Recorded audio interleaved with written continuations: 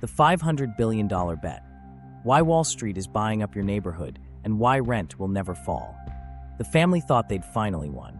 Offer accepted, inspection scheduled. Then a call. Sorry, an all-cash buyer closed this morning. 3 days later, their would-be home reappeared online. Same address, same photos. Now a corporate rental with smart lock fees and a higher monthly price than their old mortgage payment. In 2021, roughly 1 in 7 homes sold went to investors. We're following the money to see how that happened and why rents don't fall even when cranes fill the skyline. Phoenix, Atlanta, Charlotte, ground zero. The playbook started after the last crash. To understand the $500 billion bet, we go back to the cleanup. The origin story, how Wall Street entered your block. Homes sat empty by the tens of thousands after 2008. Foreclosures piled up faster than banks and Fannie or Freddie could process them. Lawns went brown. Notices curled on doors. In that glut, a new idea took shape. Buy scattered single-family homes in bulk, renovate just enough, and rent them out like an apartment building stretched across a map. Traditional landlords had long said single-family rentals didn't scale. Too many roofs, too many driveways, too many different water heaters. But conditions were different. Prices were distressed. Interest rates hovered near zero. Software could track what clipboards never could. Cheap money and cheap houses formed the base. Property management tech, the ability to route work orders, dispatch contractors, and standardize renovations, promised a path to scale. Suddenly, scattered sites didn't look like chaos. They looked like a portfolio. Blackstone moved first and loudest, rolling up tens of thousands of houses into what became Invitation Homes. American Homes 4 Rent and Progress Residential followed, each with its own thesis but the same ingredients.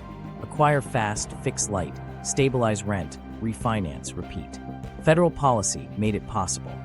Quantitative easing and near-zero rates flooded the system with capital searching for yield. Agencies and banks experimented with bulk sales of foreclosed REO properties. Local tax lien auctions added another stream. What had been retail, one house, one buyer, shifted toward wholesale. Geography mattered. Operators weren't just buying houses, they were buying school zones, commute times, and HOA rules. The Sunbelt offered something rare: newer housing stock, consistent layouts, and logistics-friendly access. Phoenix cul-de-sacs. Atlanta subdivisions near warehouse corridors. Charlotte rings with strong schools and growth. Clustered purchases meant one maintenance team could cover 20 houses before lunch. In the spreadsheets, that translated to lower cost per ticket, faster turns, and fewer days vacant. Buying cheap wasn't the endgame, it was the beginning. The real play was to hold and monetize, which meant solving management at scale. Early days were rough. Tenants sat on hold. Work orders looped through call centers. Contractors no-showed. Critics pointed to horror stories as proof the model didn't work. Inside the firms, engineers and operators iterated. They tagged components with QR codes. They standardized paint colors, appliance brands, flooring SKUs. Turn crews knew exactly what pre-move-in meant in each submarket because every home shared the same spec. Repairs got faster. Vacancies shortened. Financing evolved in parallel. Warehouse lines from big banks extended acquisition speed. Once rent stabilized, short-term debt rolled into term loans. Then came the innovation that turned rent into bond coupons. Single-family rental securitizations. Thousands of leases pooled together, their expected cash flows sliced into tranches. Ratings agencies graded them. Insurance companies bought the safest slices. The rent check a family mailed in Phoenix was now part of a bond, paying a fixed return to a fund in Toronto. Underneath was a simple yield equation. If a $300,000 house rented for $2,200 a month, that grossed roughly $26,400 a year. After vacancies, maintenance, taxes, and fees, maybe net operating income landed around $17,000, a cap rate near 5.7%. If financing cost 4% and operators squeezed expenses with scale, the spread looked attractive. Crucially, models assumed rent growth, 3% for percent, sometimes more, compounding over years.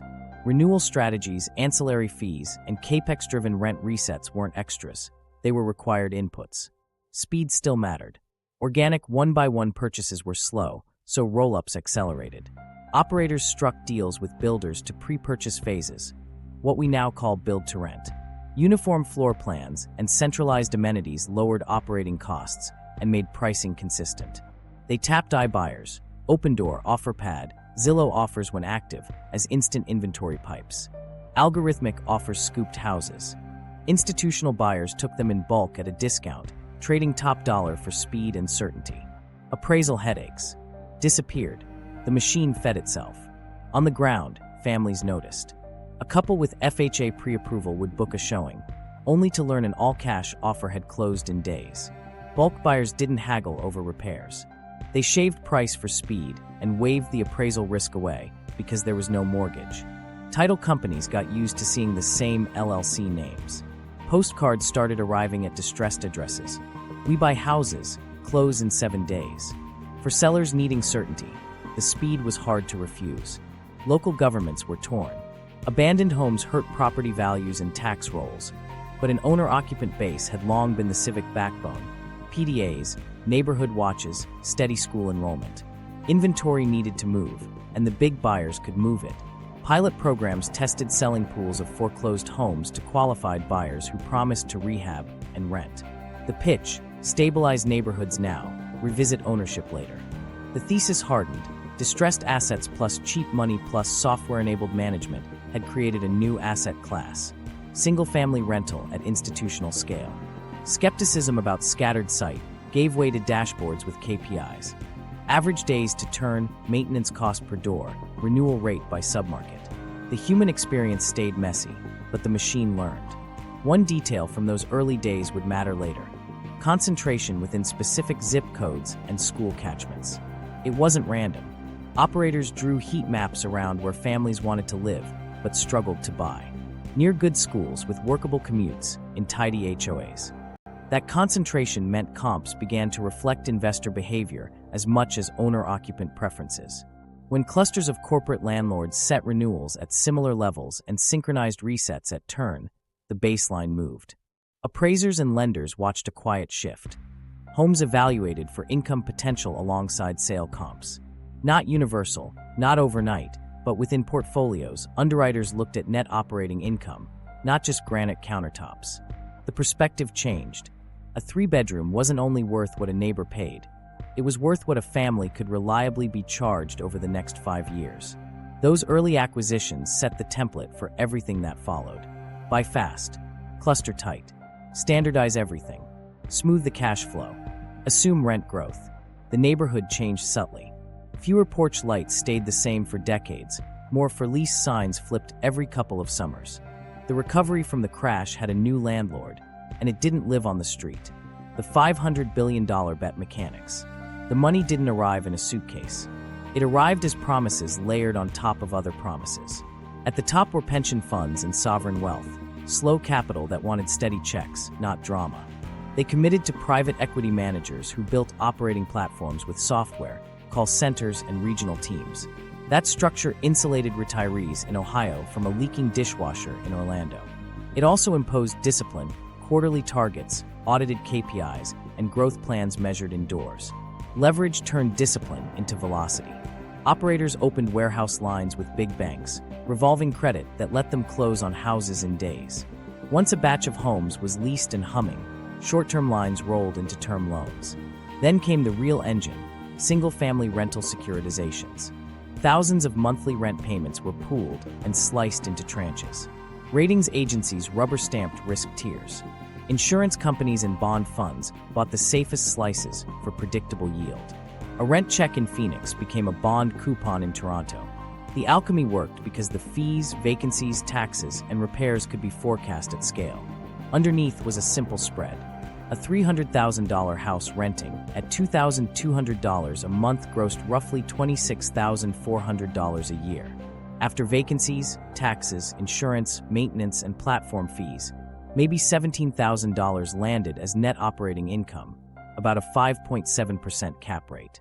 If debt cost 4% in a zero-rate world and scale shaved expenses, the difference looked like profit. But the model assumed more: baked-in rent growth, 3%, for percent, sometimes higher, compounded. Renewal uplifts, fee stacks, and capex-driven resets weren't gravy. They were necessary inputs to keep coverage ratios and bond triggers comfortable. Scale demanded speed. Buying one house at a time wouldn't feed the machine. So platforms stitched pipelines. Builder partnerships pre-sold entire phases, build to rent, where every floor plan matched, every part was standardized, and amenities could be folded into resident services fees. iBuyers, Opendoor, OfferPad, and for a time Zillow offers became instant inventory sources.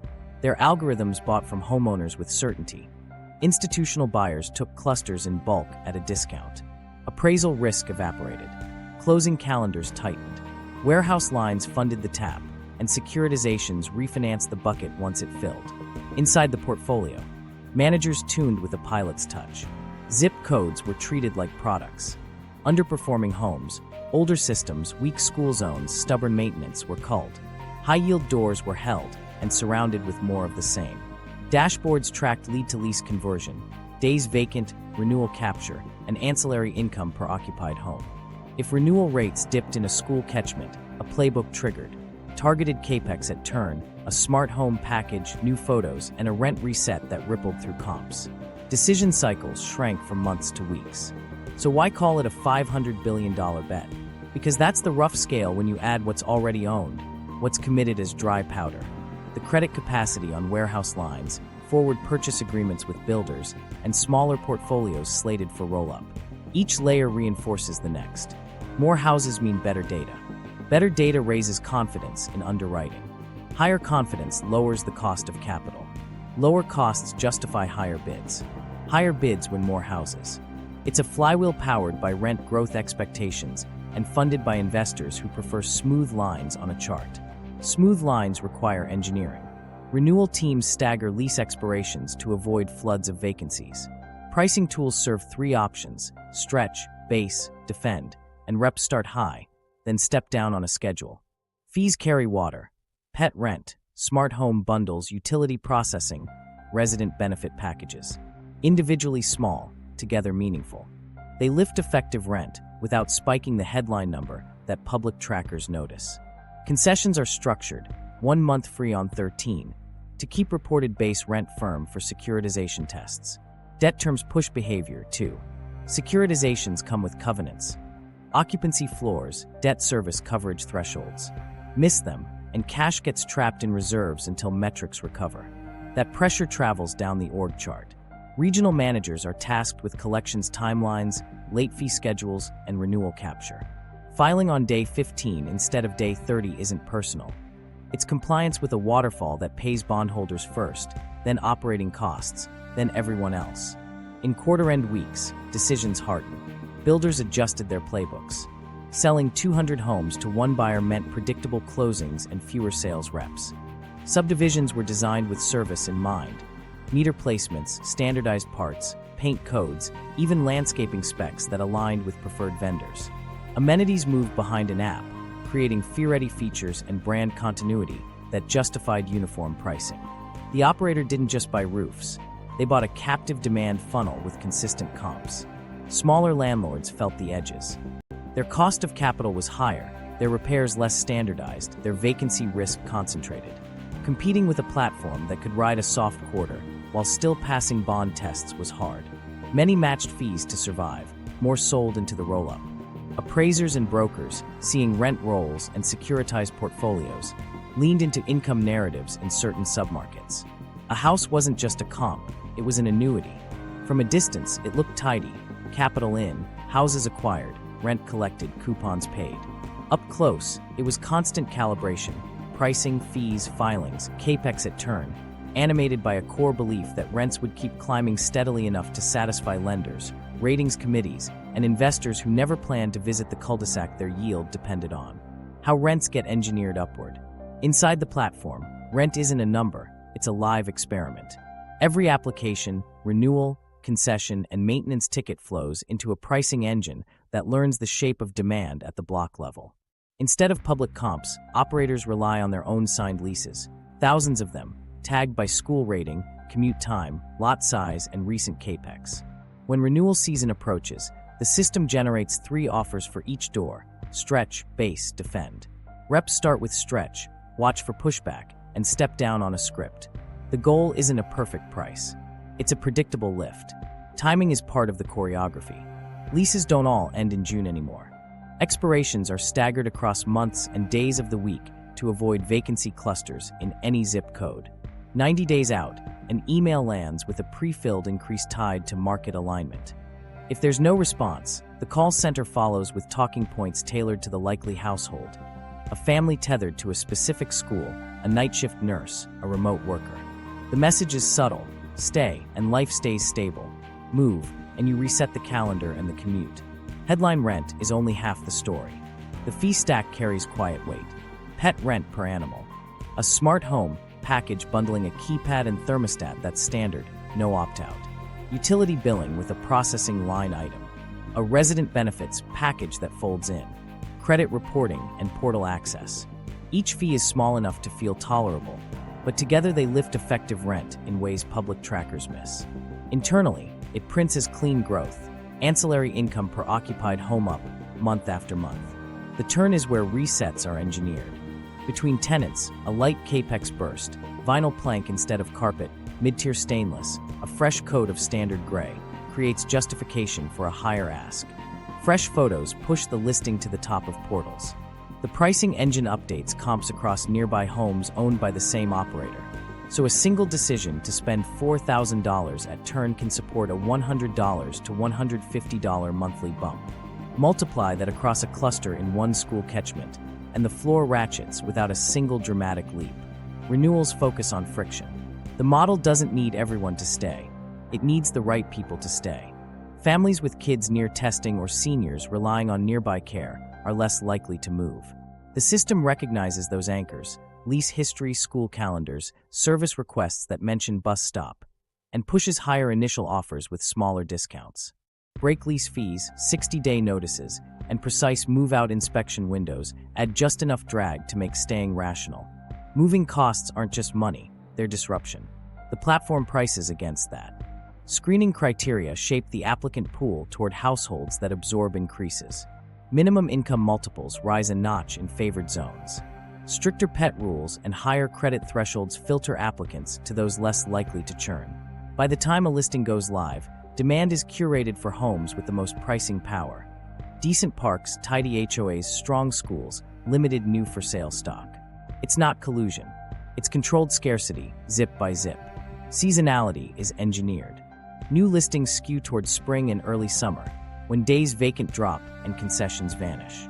Off-season renewals soften, maybe a smaller bump, maybe a one-time $250 credit, but the fee stack steadies the net. Even when a concession appears, it's structured. 1 month free on a 13-month lease, which keeps reported base rent firm in securitization reports.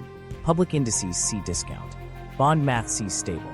When the dashboard senses softness, longer days on market, fewer tours to application, rising inquiry to approval fallout, adjustments are surgical.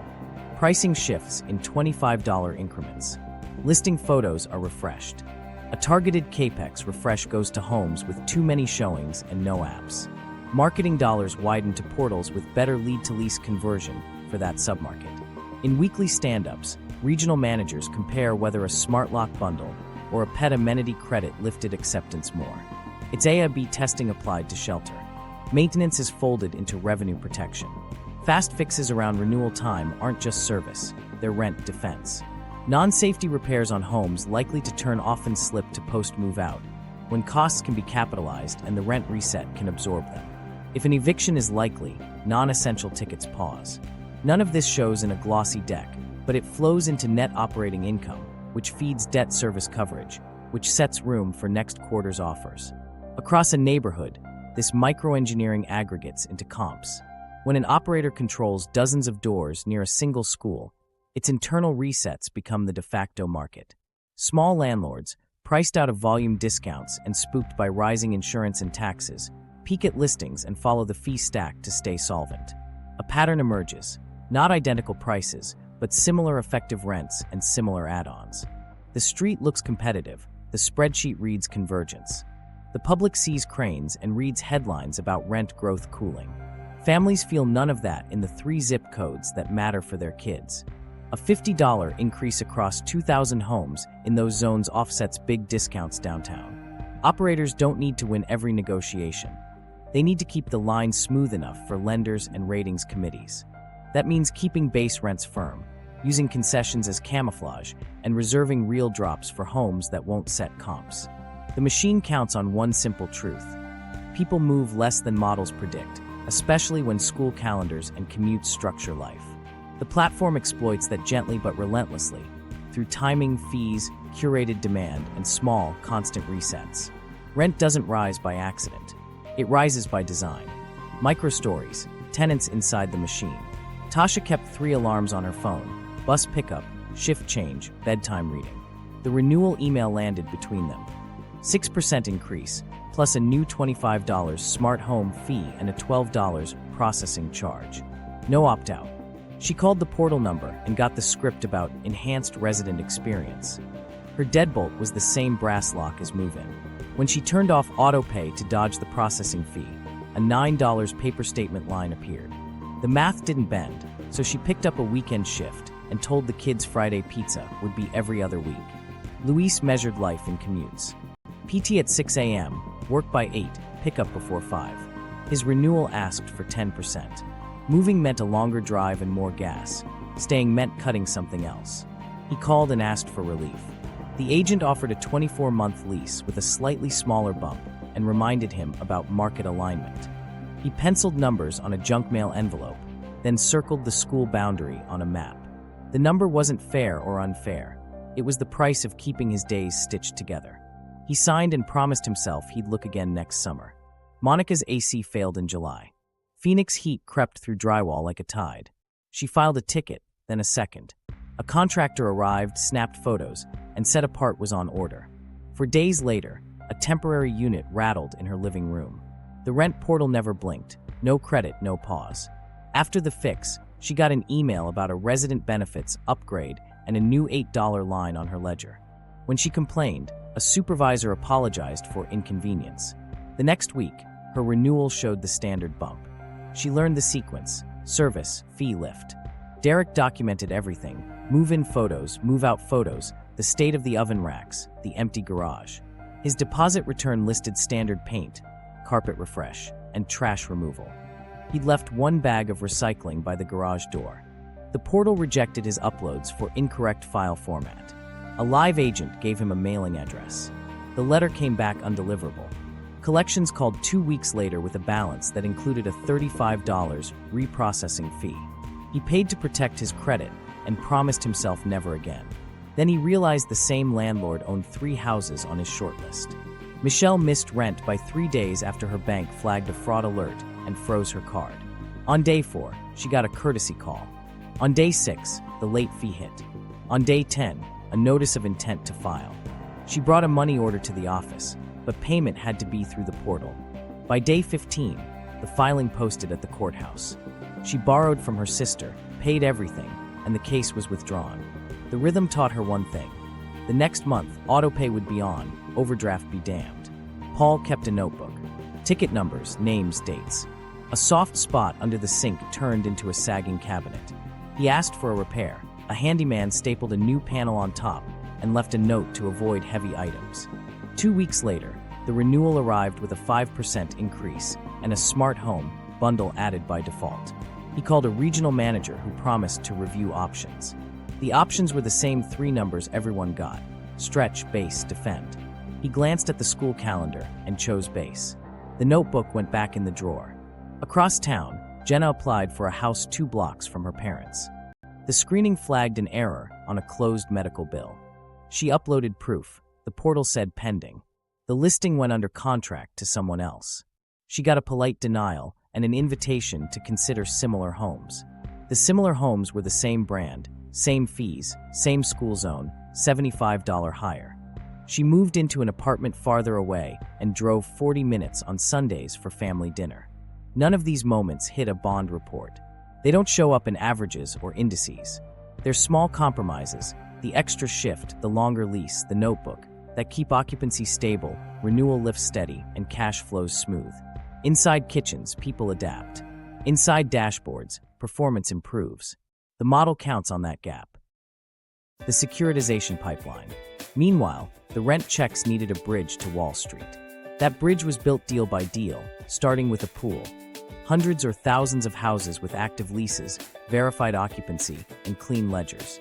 Lawyers formed a trust. Servicers were appointed to collect rent, apply late fees per the lease, chase delinquencies, and report every number on a calendar. Then the trust sliced the cash flows into tranches. The safest slice got paid first every month, the riskiest last, and a waterfall directed dollars from kitchens to bond accounts with no detours once the triggers were set. The documents read like flight manuals. Occupancy needed to stay above a threshold. Debt service coverage, the ratio of net operating income to interest due, had to clear a line each month and each quarter. If occupancy dipped or DSCR slipped, triggers tripped. Cash that might have funded repairs or new acquisitions got trapped in reserves until performance recovered. On paper, it protected investors. On the ground, it hardened decisions. Concessions tightened. Collections accelerated. Repairs that weren't health or safety weighted for turn when costs could be capitalized and rent could reset. Inside the operator, those covenants glowed on dashboards. Regional leaders watched occupancy and delinquency like pilots watch altitude. Collections teams ran scripts synced to the waterfall. Day 4, courtesy call. Day 6, late fee. Day 10, notice. Day 15, file, adjusted for local law but anchored to reporting dates. Quarter-end sharpened edges. If a submarket lagged, renewal offers nudged higher in stronger zips to offset softness, and fee enforcement stiffened where pushback had been light. The metronome wasn't the first of the month. It was trustee remittance day. Ratings agencies didn't manage property, but their models shaped everything upstream. They wanted histories, rent growth, turnover, maintenance spend per door, delinquency curves, legal timelines. They stressed hurricanes in Florida, freezes in Texas, wildfires in Arizona. They asked what happened when rent growth went flat, when vacancies rose by 5%, when maintenance spiked after a storm. Then they stamped letters that set interest costs. A better rating shaved basis points. Fewer basis points meant higher bids for houses and more cushion when a quarter ran bumpy. But the backbone of those models was steady rent. Even flat was an edge case, not a base case. Warehouse lines, those short-term credit facilities used to acquire homes before securitizing, added another layer of discipline. Banks advanced a percentage of cost against collateral with covenants about cure times, appraisal standards, and lease file completeness. Missed targets and the advance rate fell. That meant less cash to chase the next package. So processes hardened, time-stamped inspection photos, QR-tagged systems, standardized lease riders, nightly reconciliations. The mess of housing got pressed into a format a bank could trust repeatedly. The waterfall itself encoded priorities. At the top sat servicing fees and bond interest, carved out before anything else. Then taxes, insurance, and operating costs. After that, reserves, capex, insurance deductibles, and trigger-related holds. Only after those came distributions to equity. In a perfect month, everyone got paid. In a rough month, the notes were protected while repairs slid and equity waited. Tenants never saw the documents, but they felt the cadence when collection calls tightened or when a non-urgent repair landed on a monitor until turn list. Quarterly calls translated this machinery into language investors liked. Occupancy holding at 96%, renewal lifts at 4.5%, ancillary revenue up $9 per door, DSCR at 1.6x, triggers clear. If a hiccup appeared, insurance premiums spiking, property taxes reassessed, operators outlined offsets, a $25 average fee adjustment across specific zips, a targeted capex program to justify higher base rents at turn, a push on longer lease terms to lock occupancy. The message was as important as the math. Calm narrative held funding costs down. When markets tightened, rates up, buyers skittish, refinancing risk came forward. Securitizations matured. Warehouse lines rolled. If spreads widened, operators needed stronger cash flows to refinance on acceptable terms. That incentive filtered down to renewal letters, fee schedules, and filing timelines. A softer stance today might feel humane, but could cost points at refi. So managers defended price, leaned on structured concessions, and focused on households most likely to accept increases, anchored by schools or commutes. It wasn't cruelty, it was the logic of covenants. Servicers and special servicers formed the safety net. When performance drifted, a special servicer could step in, tighten operations, or even direct asset sales. That threat kept managers aligned with documents. It also meant portfolio pruning got time to bond calendars, selling weaker clusters. Before triggers tripped, disposing of high capex outliers to keep maintenance per door within modeled bands. Disposal wasn't random. It followed the math of the deal. Insurance became a quiet fulcrum. Premiums rose in heat and flood zones, deductibles climbed. Deals baked in higher reserves. Where carriers pulled back, operators modeled rent adjustments to cover the gap. $15 here, $20 there, spread across thousands of doors. A fee renamed as resident protection replaced a lapsed rider. Ratings committees accepted the adjustment if it stuck. Tenants read it as another line on the ledger. Underneath all of it sat the same staircase. Rent to net operating income, NOI to DSCR, DSCR to triggers, triggers to cash flow freedom. Families paid on the portal. Trustees posted remittance reports. Analysts updated models. And every month, the machine asked the same question. Did the cash arrive in the right amount, on time? If yes, the flywheel spun. If no, the levers pulled tighter until it did. Build to rent, manufacturing tenants. While the waterfall synchronized cash flows, another shift happened upstream. Don't chase scattered houses. Manufacture inventory that behaves on schedule. Builders and operators started meeting before survey stakes hit dirt. The deal was straightforward. Instead of courting dozens of families over a year, a builder could pre-sell an entire phase to one buyer with one closing. Fewer fall-throughs. Predictable draws. For operators, it was control. Identical floor plans, standardized parts, and a neighborhood wired for service at scale. Uniformity wasn't about taste. It was logistics. 3 beds, 2 baths, 2-car garage, cloned across the block. The same HVAC tonnage. The same filter sizes. The same breaker panels and valve placements. Meter boxes installed at waist height, so techs could scan QR tags without leaving the sidewalk. Paint codes that matched across phases, so a turn crew didn't waste time color matching. A maintenance supervisor could route 5 work orders in a morning without a single call back to the office. Minutes saved became dollars saved. Dollars saved defended the spread. Amenities migrated into the app. The pool gate opened with a QR code. The dog park required a fob tied to the lease. A clubhouse with Wi-Fi and package lockers sat behind a resident services badge that justified a monthly fee, used or not. Because the homes were twins, comps locked in tight. Pricing didn't need a debate. It needed a template. A listing photo from one model represented 100 doors. Renewal scripts aligned block to block. Seasonality and expirations were baked in at the construction calendar. For families, it felt like relief at first. No bidding wars. New construction without the mortgage gauntlet. Quick approvals. Keys in a week. But the path to ownership narrowed. The same subdivision that might have been 50 closings to first-time buyers became a single deal to a landlord. The starter home ladder lost a rung. Down payments turned into a string of rent checks plus a fee bundle for the privilege of jogging on the community trail. Builders learned to design for one customer. Driveway widths, mailbox clusters, and trash corrals matched vendor routes. Irrigation lines were marked where landscapers preferred them. Even attic access panels were placed to speed filter changes. Spec decisions answered service questions. Durable vinyl plank over carpet, mid-range appliances with national replacement contracts, light fixtures that slotted the same bulbs. Capex at turn got cheaper. Photos stayed fresh with minimal spend. Turn times fell, renewal lifts held. HOAs adapted. Boards that once fretted over rental ratios signed master agreements with operators who promised landscaping standards and rapid enforcement. Fewer dues notices, fewer paint color disputes, one email address to escalate a chronic issue. Cities liked the predictability. A guaranteed lease-up meant traffic models that behaved, fewer complaints about half-built streets, and ribbon cuttings on time.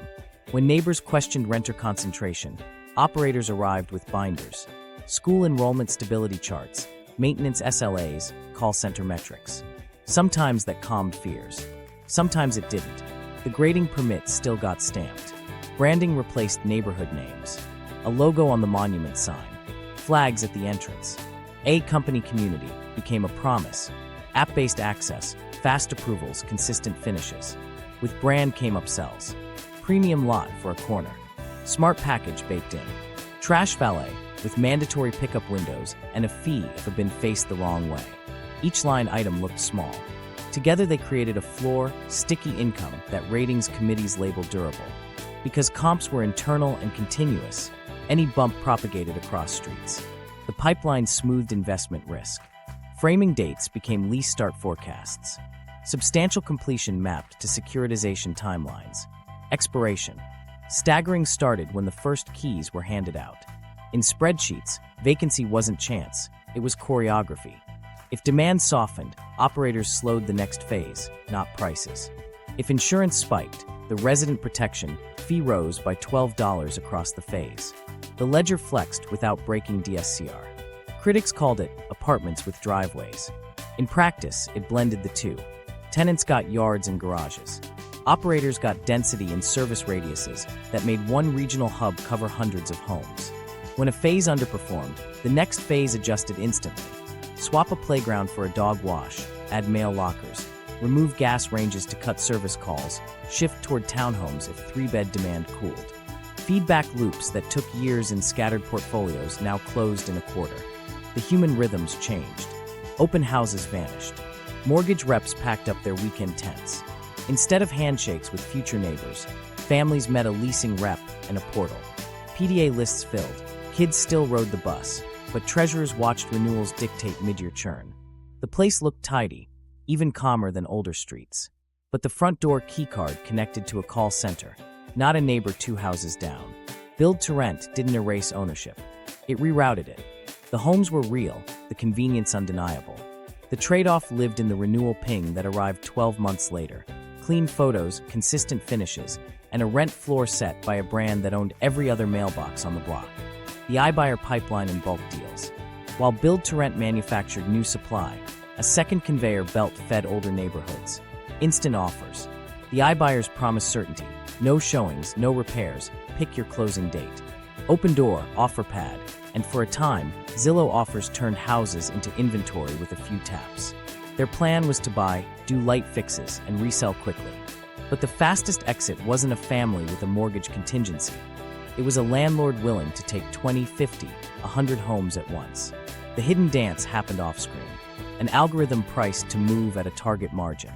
If a cluster of 3-bed homes in Phoenix fit the model, the disposition team didn't wait for Saturday traffic. They emailed institutional buyers with standing agreements. Here's the batch, here are the SKUs, here's the discount for clearing them in one shot. Appraisals weren't a problem because there was no lender. The cash closed in days. The same cul-de-sac that might have hosted open houses instead moved by spreadsheet. For operators, the discount was a trade worth making. Warehouse lines funded the purchase. Leases would stabilize the asset. Securitizations would refinance the pool. Time killed margin. Speed protected it. For iBuyers, bulk sales clipped holding risk and smoothed quarter-end inventory. The two machines meshed, certainty in, certainty out. Sellers rarely knew this second negotiation existed. They saw a clean offer with a fee for convenience. Behind the scenes, the home could be pre-slotted into a portfolio map if it matched a target school zone or maintenance profile. The rehab was standardized: vinyl plank, neutral paint, mid-range appliances. A turn spec that accelerated listing speed. The door got a keypad. The listing got a script.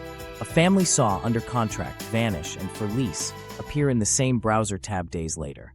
When Zillow offers shut down after mispricing volatility, its homes didn't trickle out one by one. Many still flowed as packages because the pipes were built. Disposition teams had lists. Operators had by boxes. The failure didn't break the conveyor. It reminded everyone that pricing whiplash could be outsourced to someone with a longer balance sheet. Bridge loans bridged gaps.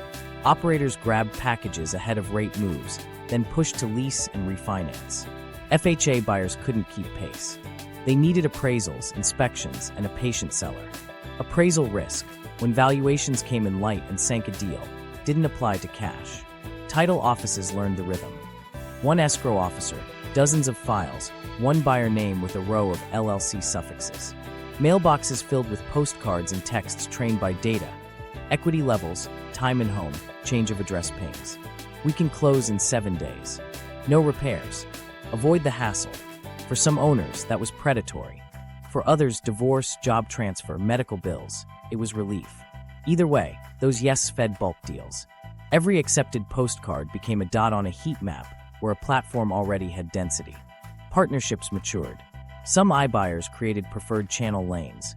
First look for operators in defined zips, feedback loops on which finishes turned faster, what school boundaries anchored tenants longer, which floor plans carried fewer service calls. Data flowed both ways. The iBuyer sharpened its buy box. The operator improved renewal forecasts and capex plans. A couple with pre-approval never saw that loop. They just saw temporarily off-market morph into a keypad showing. Builders used the same logic when retail slowed. If mortgage rates spiked and weekend traffic thinned, a call could move a dozen specs at once. Operators absorbed them at a discount, plugged them into the app, and kept construction draws predictable. Public Story said market cooling. On spreadsheets, absorption stayed on pace because the buyer changed, not the velocity. There were misses. Packages outside target school zones lingered. Surprise roofs or cast iron drains blew budgets. Some lots carried HOA issues that slowed turns. The system adapted. Inspection checklists thickened. Seller credits became standard for known capex. Dispositions avoided fringe zip codes unless discounts justified risk. The conveyor flexed but didn't stop where migration, jobs, and school demand stayed strong. For mortgage buyers, the emotional math hurt. They saved down payments, wrote letters to sellers about their kids, and waited on underwriting. Then a cash LLC closed in 10 days with no appraisal contingency. The seller chose certainty. 3 days later, the same house reappeared with a monthly price higher than the mortgage they'd budgeted and a fee bundle they couldn't negotiate. The message was quiet and consistent. The market had been optimized for speed, and speed favored platforms, not families. Policy choices that picked winners.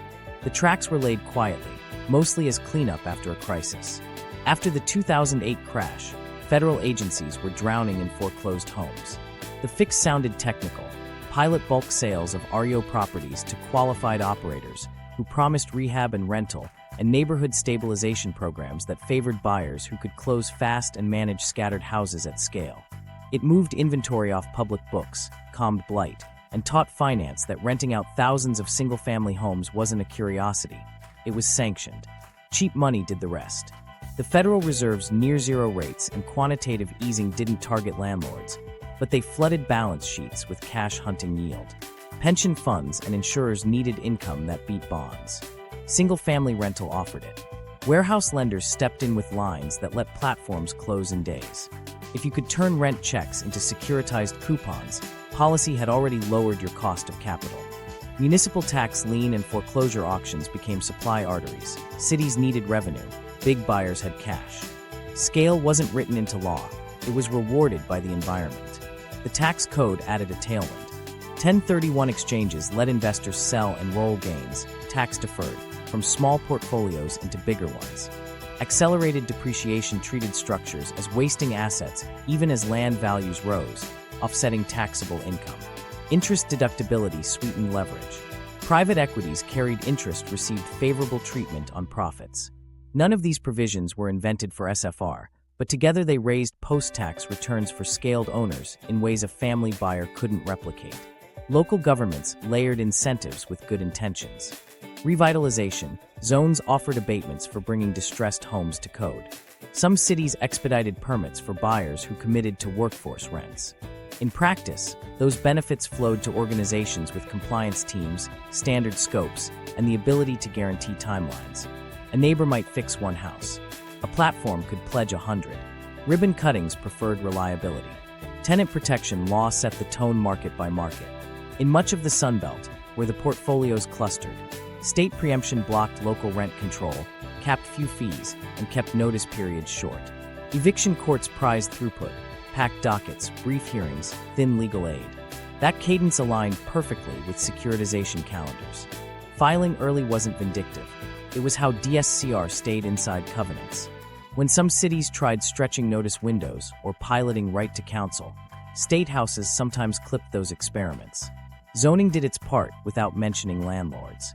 Large lot mandates, parking minimums, and bans on duplexes or ADUs bottlenecked starter home supply in the very school zones families wanted. Scarcity made cash king. The few for sale homes that cleared those hurdles were ripe for cash offers that skipped appraisal risk. HOAs enforced character, rules that kept gentle density out. So even as metros added thousands of downtown units, the cul-de-sacs stayed fixed. Operators targeted those pockets and held the line. Disclosure lagged. Deeds listed LLCs. Beneficial ownership often hid behind nested entities. Public records existed, but mapping concentration by tract was work. By the time registries emerged, requiring contact info and sometimes aggregate door counts, platforms had already established beachheads. Registries made code enforcement easier. They didn't unwind pricing power. Opportunity zones arrived with fanfare. Congress dangled capital gains. Deferral and step-up for investments in designated tracts. In hot metros, zones overlapped with neighborhoods already on the upswing. Rehab qualified. Substantial improvements could mean standardized turns and fee-ready amenities. Compliance boxes got checked. Rents reset upward. The statute's spirit, broad-based opportunity, landed unevenly at the curb. Regulators nudged the other way in bursts. Consumer agencies warned about junk fees, scrutinized utility pass-throughs, and took action where convenience charges functioned as duplicate rent. Settlements forced clearer disclosures or refunds. Screening algorithms faced questions about accuracy and appeals, but enforcement was episodic. The fee stack adapted names. Resident benefits became amenities. Processing became platform. The net line didn't move much. Public pensions faced a mirror. Beneficiaries in one state paid rent to platforms their own retirement funds backed in another. ESG committees asked for metrics: filing to withdrawal ratios, median days to repair, fee transparency compliance. A few funds paused commitments to landlords with the worst headlines. Others stayed in and demanded covenants tied to habitability and filings. Capital rarely walked away. It negotiated slide decks. Some policy tried to tilt toward owners. First look windows on certain foreclosures gave families a head start, paired with down payment grants. Nonprofits partnered with cities to buy small pools and hold them as permanently affordable stock. Helpful but slow. A warehouse line could absorb more houses in a week than a grant program could in a quarter. Speed kept winning. Courts and councils found small levers that mattered. Right-to-counsel pilots stretched timelines and cut default judgments. Eviction diversion programs required mediated payment plans before filings. Late fee caps pegged to actual costs replaced flat penalties. All-in pricing ordinances forced listings to show total monthly costs. No surprises after application. Utility regulators pushed pass-throughs to reflect invoices, not marked-up administration. Each change shaved a revenue slice or added a repair obligation. None broke the model. Together, they blunted sharp edges.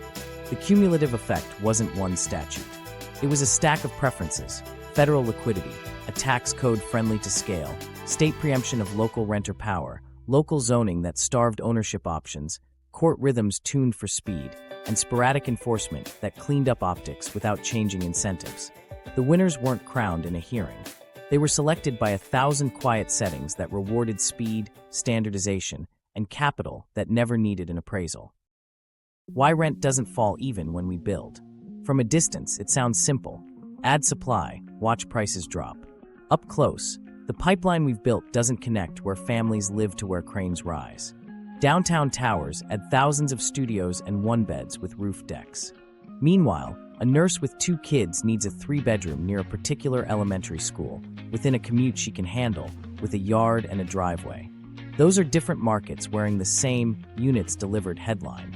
Even when single-family homes get added, they often land inside operator-controlled rings. Build-to-rent subdivisions deliver 100 near-identical houses with brand, app, and fee stack attached.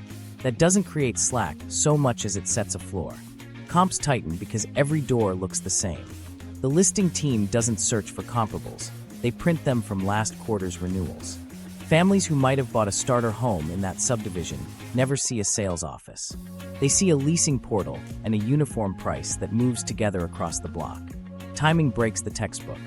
Construction is cyclical, but renewals are engineered. Operators stagger expirations, so you never see a glut of vacant houses in a single school zone at the same time. When a wave of new apartments hits downtown, they use concessions as a shield. A month free on a 13-month lease that keeps headline rent high for bond reports while shaving the net just enough to fill. Public indices register softening. The securitization waterfall reads stable.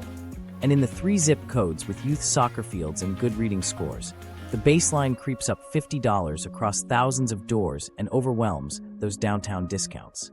Geography distorts the averages.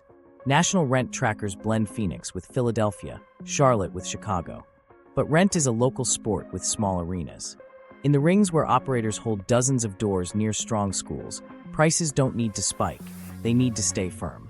A $20 or $30 monthly nudge multiplied across a portfolio sustains debt service coverage. Meanwhile, build more often means build elsewhere. New units ease pressure in neighborhoods with transit and nightlife. They don't touch cul-de-sacs where HOAs still police mailbox color.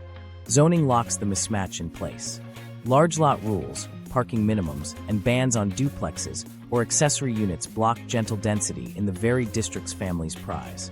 So the type of supply that would matter, small lot homes, duplexes, ADUs, never shows up.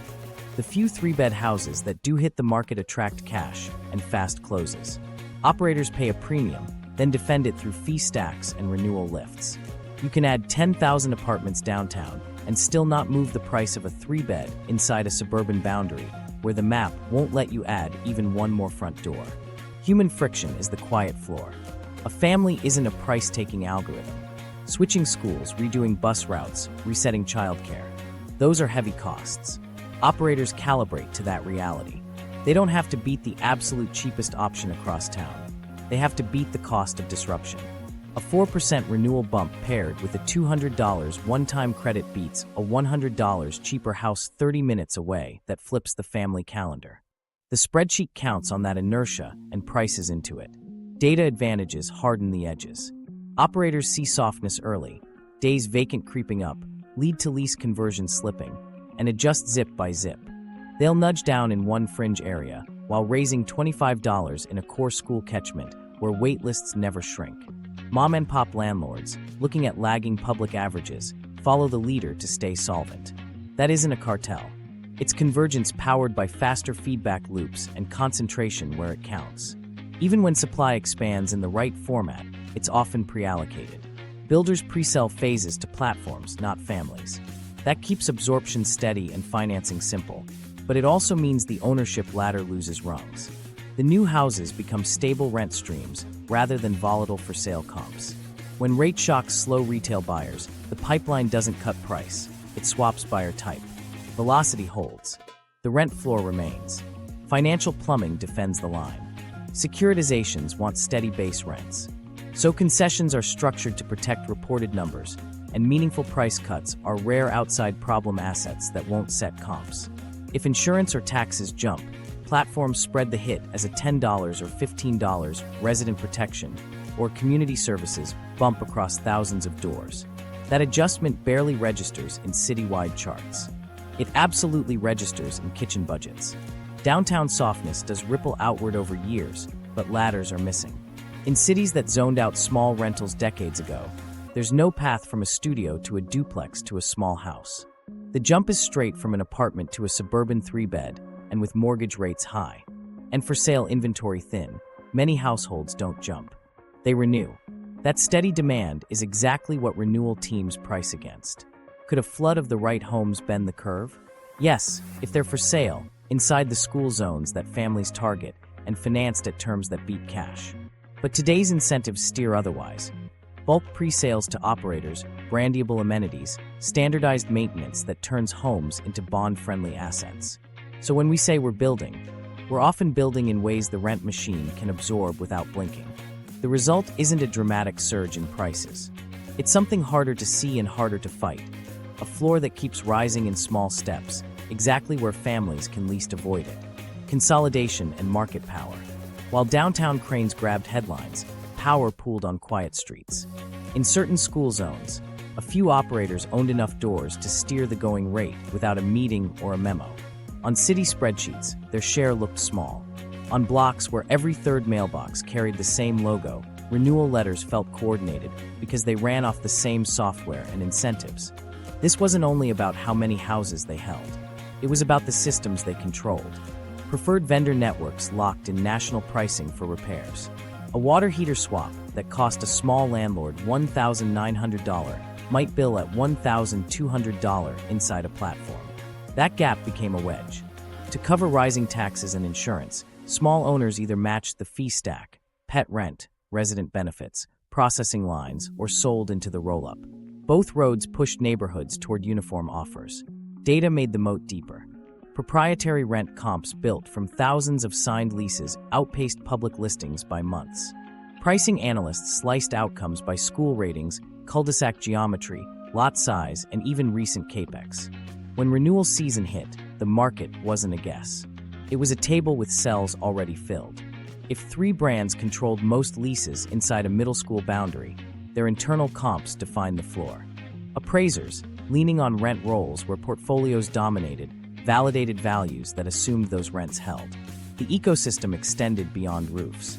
Screening firms, utility pass-through platforms, and resident benefit bundles often tied back to preferred partners. A denied application in one portfolio might echo at another through shared data pipes.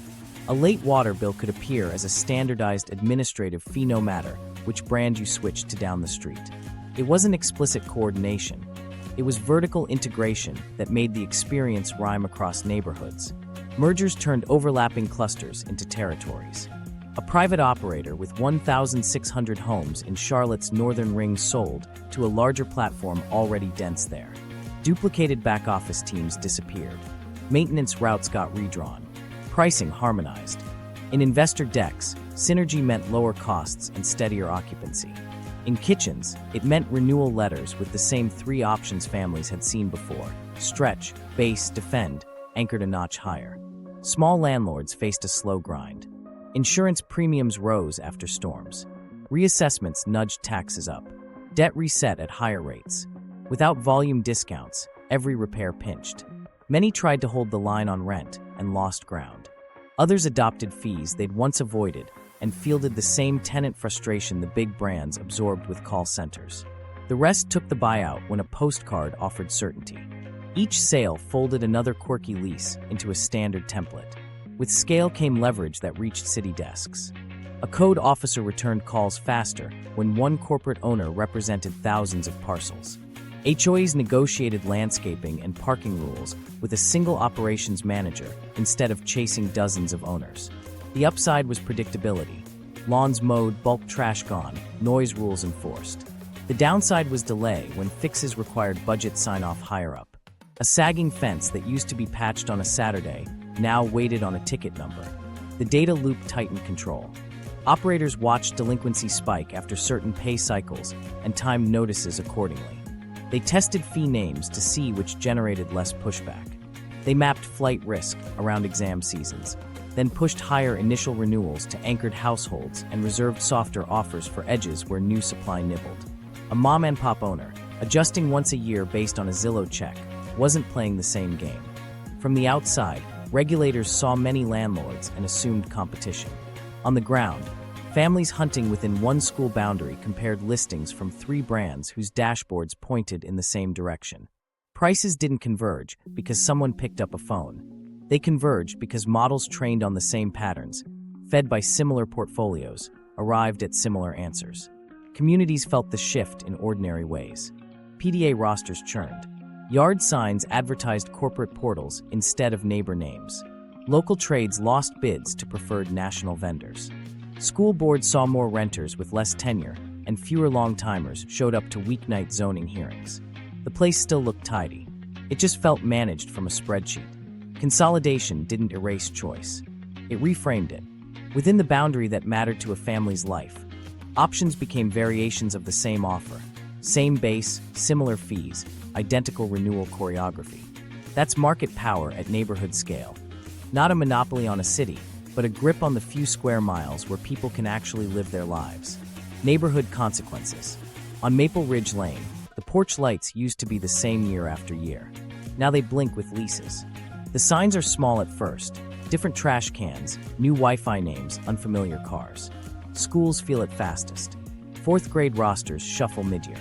PDA treasurers watch dues dip because families arrive in August and move in May, right before the spring fundraiser. Teachers add transition plans to lesson notes, piecing together reading groups for kids who didn't choose the timing. Attendance looks fine on paper. The stress sits in the pickup line.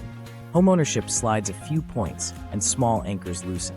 The booster club that ran on 5 steady parents now runs on 2. Saturday car washes raise less. A principal fields rumors because renewal letters with higher rents landed the same week registration opened. Families don't protest, they triage. They keep the school boundary by cutting elsewhere or doubling up with relatives until summer. The school meets its numbers. The hallway chatter changes. City Hall gets busier. Code complaints don't spike, they simmer. Broken sprinklers flooding sidewalks, sagging gutters, flaking fascia. Inspectors send notices to LLCs and portals. A regional rep promises a plan. Some tickets close. Others wait until turn, when costs can be capitalized and a rent reset justifies the spend. The street stays neat enough. HOAs ensure that. But inside garages, drip pans slide under water heaters for months. Small landlords feel squeezed into choices they don't like. Insurance jumps. Taxes jump. A roof comes in higher than last year's rent increase. Tenants reference resident benefit packages they had across town. To keep up, the mom-and-pop owner either adds fees they never believed in or sells. Many sell. The buyer brings efficiency and the same fee schedule. The block's personality thins. Local businesses notice churn they can't plan for. The bakery used to know who ordered the dinosaur cake every May. Now birthdays move with leases. The plumber who knew 3 streets loses bids to national vendors on preferred lists. Money still flows through town, but more of it routes to call centers and corporate accounts. The shop on Main watches margins shrink and pivots to commercial work, where invoices match the new standards. HOAs negotiate with fewer faces. A board that once argued about hedge heights now signs a master landscaping agreement with a portfolio manager. Enforcement gets consistent. So do fines. A noise complaint triggers a lease clause, not a neighborly knock. People appreciate order, they miss discretion. Letters to property managers become tickets in a queue. Responses arrive polished and late. Politics shifts in quiet ways. Fewer owners means fewer long-timers at Tuesday zoning hearings. Proposals that would allow a handful of duplexes stall because the parents most affected can't leave work early. Yard signs change, from family names to company logos. Election cycles produce similar outcomes. The pressure point is the same. The families inside the boundary don't set the terms of staying there. Trust erodes by inches. Neighbors still wave, but fewer swap keys for vacation watering. Halloween routes change because some porches don't turn lights on anymore. A teen who mowed lawns loses clients when the operator's vendor clause covers common curb presentation. He takes a shift at the warehouse. The wealth that came from being known, borrowing a ladder, sharing a contractor, gets replaced by apps and portals. There are upsides. Lawns match. Bulk trash disappears fast. Dead trees come out without a whip round. But the balance of who decides tilts. Renewal season becomes an annual referendum on belonging, priced by a dashboard. Families mark calendars. They brace. Emergency weeks reveal the seam. A heat wave fries AC units across the tract. Work orders pile up. The call center triages by safety, then by renewal risk.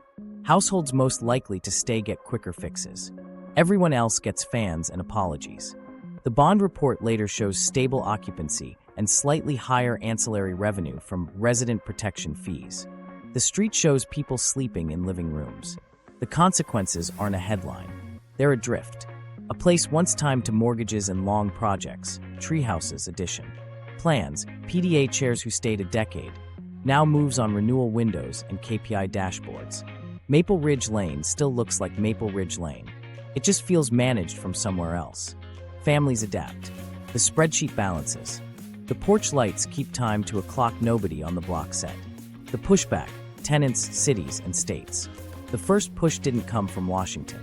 It started with screenshots. In Phoenix, 5 neighbors compared renewal emails and circled the same resident benefits line in red. They took a day off, stood together at a council hearing, and read their ledgers into the mic. The next week, a WhatsApp group in Atlanta swapped scripts for phone calls. What to say when the portal said mandatory. What to ask when a fee appeared with no opt-out. Micro-complaints turned into a plan. Document, share, show up. Tenant unions formed cul-de-sac by cul-de-sac. Flyers at bus stops listed late fee limits and notice windows. Volunteers mapped which houses belonged to which LLCs, so members knew they weren't alone. They learned the filing's cadence and showed up as a block when the constable knocked. In kitchens, they rehearsed counteroffers. Accept the base increase if the AC is replaced this week. Waive the smart package, or we sign a 24-month lease at a smaller bump. It wasn't a boycott. It was coordinated friction. Cities grabbed tools they could control. Rental registries required a real human contact, not just an LLC. Some mandated a local agent within county lines, with fines that doubled when work orders lingered. A few passed all-in pricing rules. If a charge is mandatory, it must be in the headline rent on the listing. Surprise fees became violations with automatic tenant credits. Utility pass-throughs had to match invoices, no processing riders, subject to audit. Right-to-counsel pilots reshaped courtrooms. A lawyer at the table slowed dockets, asked for proof of notice, and forced landlords to show they offered payment plans before filing. Eviction diversion programs required mediation and standardized repayment templates pegged to income. Judges granted continuances when bank errors caused bounced autopays. Late fee caps moved from flat penalties to cost-based ceilings. Filing still happened, but the rhythm bent toward conversation first, lockout later. States experimented at the edges of preemption. Some introduced transparency bills, quarterly disclosure of beneficial ownership, and tract-level concentration maps when a portfolio crossed thresholds inside school zones.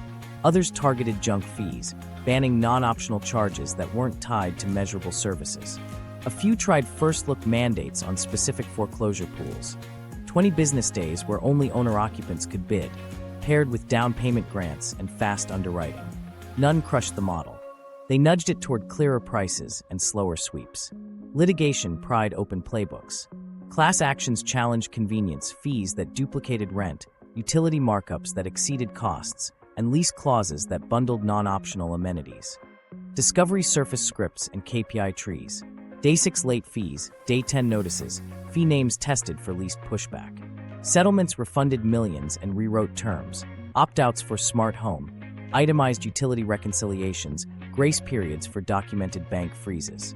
Operators adjusted labels. Tenants got receipts. Public pensions felt the cross-pressure. Teachers asked why their retirements rode on rent hikes they were fighting at home. Boards requested ESG metrics, median days to repair, filing to withdrawal ratios, ancillary fee revenue per door, and accuracy audits on screening algorithms. A couple of funds paused new commitments to landlords with the worst headlines. Others attached covenants, habitability SLAs, caps on late fee percentages, quarterly disclosure of concentration by tract. Money rarely left entirely. It arrived with conditions. Some city halls tied carrots to conduct. Tax abatements and expedited permits came with performance triggers. Misrepair windows on health and safety, lose the break, exceed complaint thresholds, forfeit renewal. Repair first, ordinances required credits when non-safety work slipped past deadlines. Code enforcement got leverage, automatic fines that couldn't be charged back to tenants. Listing portals partnered with cities to display all-in rent badges, boosting compliant owners in search results. Tenant tactics matured. Unions staged collective counteroffers on one street. 6 families refused a fee and offered a smaller increase together. They pooled funds for hardship cases to prevent filings that would set bad comps. They trained members to request denial letters on screening, then dispute errors through formal channels, forcing timelines.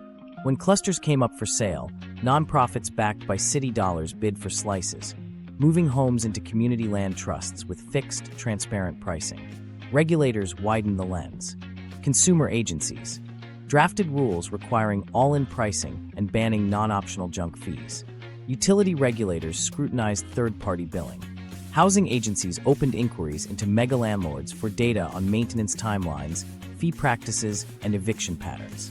Fair housing testers ran matched pair applications to audit algorithmic screening. Operators published resident charters and added ombuds teams. Some changes were cosmetic.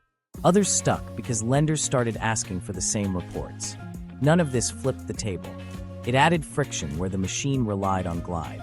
Fees had to be justified, denials explained, repairs verified on a clock.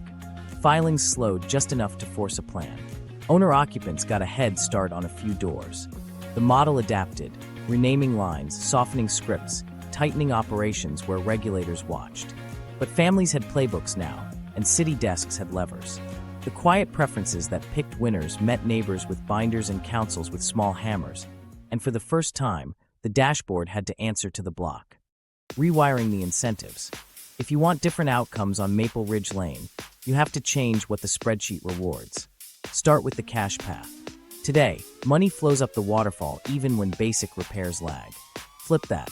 Tie financing to service the way cities tie road bonds to maintenance. Debt deals can include repair-first covenants. Verified closeouts on health and safety tickets within set windows. 48 hours for AC and heat zones, 7 days for leaks, before excess cash sweeps to reserves or equity. Miss the clock, and funds auto-divert into a repair reserve you can't touch until inspectors sign off. It's not a rent cap. It's a service gate that lenders can audit like loan files. Make it real with performance bonds. Before closing a bulk purchase or a build-to-rent phase, the operator posts a bond size to door count and local risk, heat, storms, age of systems. Chronic failures trigger draws that fix the issue now and build a platform later. Good actors pay less because their audits pass. Deferrers pay more or shrink. The incentive shifts from delay until turn to repair now to release capital. Then clear the price fog. All-in pricing cuts the oxygen to junk fees. If a charge is mandatory, it belongs in the headline rent. No smart home, add-ons after the application. No processing lines tacked on in the portal. Utility pass-throughs must match invoices with audited reconciliations. Cap the admin at a regulated sliver. Violations trigger automatic tenant credits plus statutory penalties, payable to the household, not just a fine to the city. Make hiding the ball expensive. Standardize leases the way we standardized mortgages. A one-page truth in rent sheet goes up front, plain language, translated, listing total move-in, total monthly, renewal mechanics, late fee limits, optional add-ons with yes/no checkboxes. If it's not on that page, it's not collectible. Add a universal grace period for documented bank errors and a cooling-off fix for accidental auto-pay penalties. People aren't trying to game the system, they're trying to survive it. Put the rules where they can see them. Speed up the only buyer who competes with cash, the owner-occupant. First Look needs infrastructure, not slogans. Build an MLS flag that holds eligible homes, certain foreclosures, a slice of tax sale returns, even some iBuyer dispositions. For 20 business days exclusively to pre-approved primary residence buyers. Pair it with underwriting that closes in 21 days. Automated income verification, desktop appraisals where risk is low, and down payment grants that wire at clear to close. Certainty beats speed only when it's engineered. Tax where behavior veers and boost where it aligns. Keep 1031 exchanges for small sellers, but phase them out above a threshold for single-family portfolios inside specific school zones. Redirect the savings to a competitive bid credit that auto-kicks when a qualified owner-occupant faces a cash bid, up to a set percent, applied at closing. Preserve depreciation, but scale back bonus schedules for platforms that fail habitability metrics. You can still own, you just can't depreciate neglect. Open the zoning valve where demand actually lives. Legalize small. ADUs by right with pre-approved plans, duplexes on corners, fourplexes on transit corridors. Trim parking minimums where it pencils. Allow small lot subdivisions with form-based codes, so added doors don't change the street's feel. Starter homes can exist again if the map allows them. Without that, every build more headline bypasses the places families target. Add public shock absorbers. Social housing doesn't need towers. It can be scattered site homes held by community land trusts that keep land off the market and peg rents, or shared equity prices to income. Seed acquisitions in tracts with high concentration, one house per block, to anchor comps and offer visible alternatives with fixed, transparent pricing. Wire expectations into capital. Pension funds backing these portfolios can demand covenants that aren't vibes. Median days to repair by category, filing to withdrawal ratios, fee transparency compliance rates, third-party audits of screening accuracy, and appeal timelines. Continuation of commitments should hinge on hitting those marks. Disclosure moves behavior when the next dollar depends on it. Align courts with life. Fund right to counsel through a per-filing surcharge paid by filers. Standardize eviction diversion. Documented offers of payment plans, interest caps, and pause windows around exam weeks for families with enrolled students. require proof of all-in price disclosure at filing. The model still collects, but it does so after a real plan, not just a script. Give locals a lever on concentration. Mandate annual beneficial ownership disclosure down to controlling entities, publish tract level maps, and add a marginal transfer tax when a buyer crosses thresholds inside a school boundary. Earmark proceeds for code enforcement. First look grants and repair first inspectors. Don't ban scale. Price its externalities where they show up. Finally, make resilience part of the math. In heat and flood zones, require reserve studies and CAPEX schedules for HVAC, roofs, and drainage, audited annually. Tie insurance surcharge pass-throughs to proof of mitigation, upgraded systems, hardening, not just to premium letters. Households shouldn't fund risk without seeing fixes. None of this is a silver bullet. Together, they change the payoff. Fixes get funded before fees. Families see the real number before they click. Owners close on homes they'd otherwise rent. And the platforms that insist on yield earn it by maintaining homes on time, not by hiding lines in a ledger. That's how you retune the street without breaking it. The next decade, scenarios and risks. Higher for longer interest rates redraw the map. Debt that rolled at 3% now rolls at 6%. Refinancing stops being routine and turns into a quarterly stress test. Warehouse lenders cut advance rates, rating spreads widen, and DSCR targets rise. Operators sell fringe clusters, defend renewal lifts, and pause acquisitions that don't pencil. Distressed portfolio trades return. Blocks of homes in places where insurance spiked or rent growth cooled, snapped up by players with dry powder. Consolidation deepens because survival prefers scale. Software gets sharper while margins thin. Pricing engines ingest payroll cycles, exam calendars, microweather that predicts AC failures, even call center sentiment scores. Renewal offers feel eerily precise, just high enough to discourage a move, just low enough to avoid backlash. Screening algorithms expand to alternative data where legal. Regulators step in. Fair housing testers run matched applications. Agencies ask for audits, error correction rights, and explainability.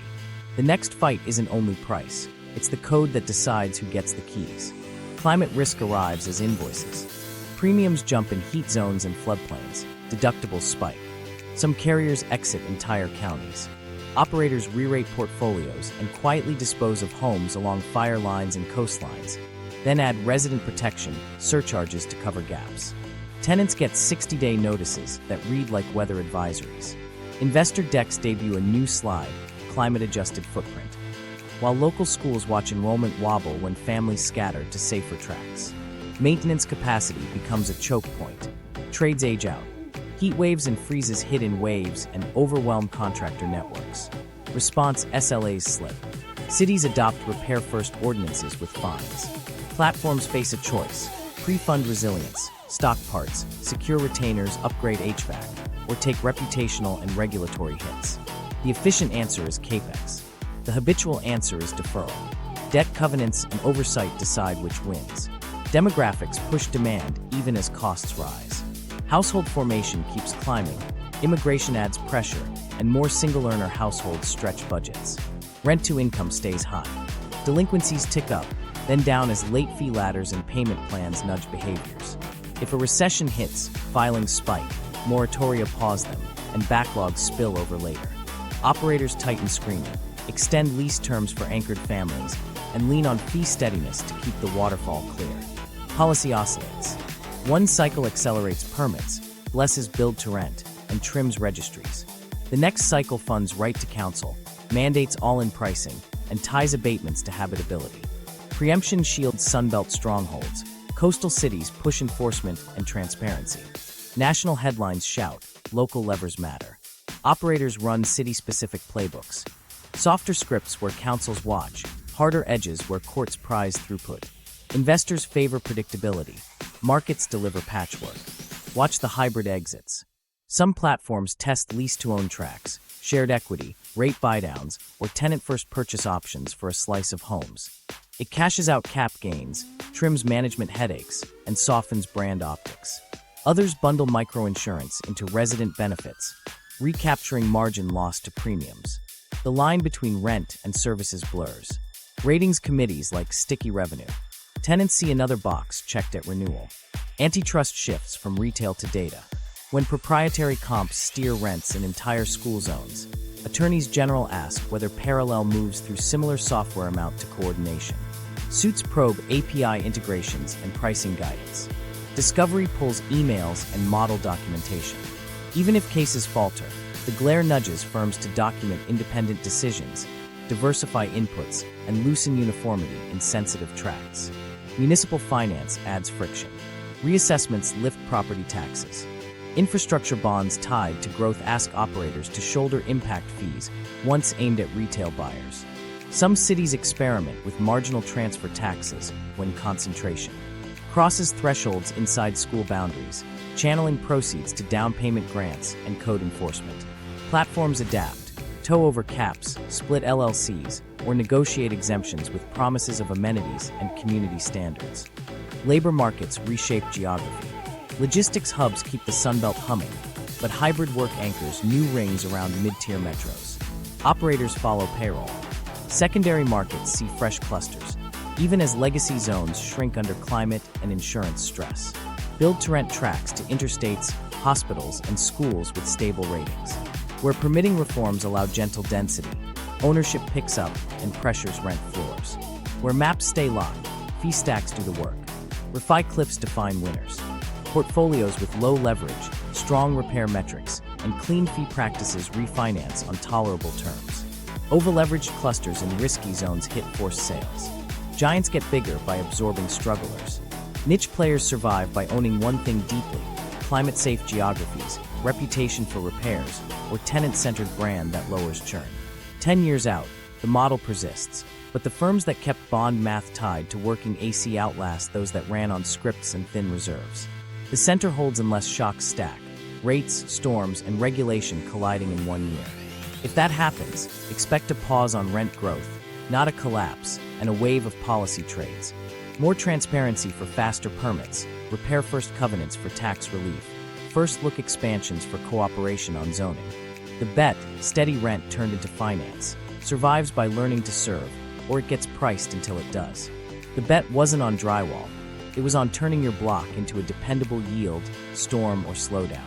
Want to see which funds are mapping your school zone next, and the few local levers that actually move them? Subscribe and watch the follow-up. We'll trace the capital to your city's doorstep and show where pressure works fastest.